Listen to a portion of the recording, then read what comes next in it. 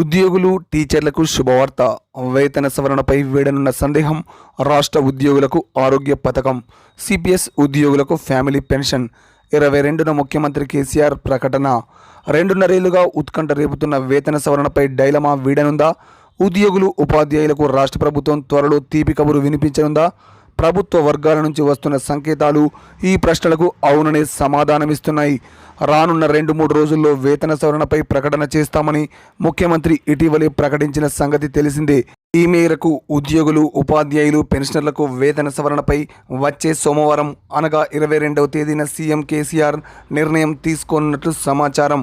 అలాగే కేంద్ర ప్రభుత్వ ఉద్యోగుల ఆరోగ్య పథకం లాగే తెలంగాణ ఉద్యోగుల ఆరోగ్య పథకం, కాంట్రిబ్యూషనరీ పెన్షన్ స్కీమ్ ఉద్యోగులకు కుటుంబ పెన్షన్పై కూడా సీఎం కేసీఆర్ కీలక ప్రకటన చేసే అవకాశాలున్నాయని తెలుస్తోంది.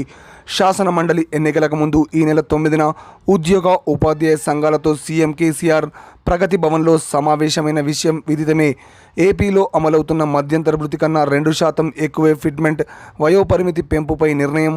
ప్రతి నెల ఉద్యోగుల వేతనాల నుంచి కొంత మొత్తాన్ని వసూలు చేసి ఆరోగ్య పథకం అమలు చేయడం, సిపిఎస్ ఉద్యోగుల కుటుంబ పెన్షన్పై నిర్ణయం వంటి చర్యలు తీసుకుంటామని సీఎం హామీ ఇచ్చినట్లు ఉద్యోగ సంఘాలు ప్రకటించాయి. ఈ నేపథ్యంలో 22న ఏ నిర్ణయం వెలువడుతుందన్న ఆసక్తి వారిలో నెలకొంది. 22న సీఎం కీలక ప్రకటనలు. పిఆర్సీ ఫిట్మెంట్ వెల్లడించే ఛాన్స్. ప్రభుత్వ ఉద్యోగుల వయోపరిమితి పెంపు కూడా. 8వ తరగతి వరకు బడులు బంద్. అసెంబ్లీలో వెల్లడించనున్న సీఎం కేసీఆర్. ముఖ్యమంత్రి చంద్రశేఖర్ రావు ఈ నెల 22న సోమవారం శాసనసభలో పలు కీలక ప్రకటనలు చేసే అవకాశం ఉంది. బడ్జెట్ 2021-22పై శని సోమవారాల్లో అసెంబ్లీలో అధికార విపక్ష పార్టీల సభ్యులు చర్చించనున్నారు. తరువాత సోమవారం మధ్యాహ్నం సీఎం కేసీఆర్ శాసనసభలో బడ్జెట్పై ప్రసంగిస్తారు.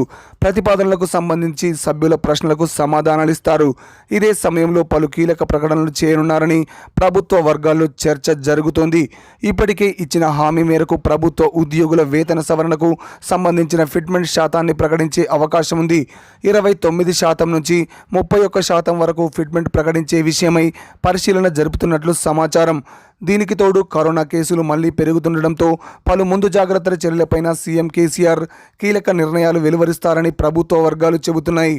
రాష్ట్రంలోని పాఠశాలలు, సంక్షేమ వసతి గృహాల్లో వారం రోజులుగా కరోనా కేసులు గణనీయంగా బయటపడుతున్నాయి.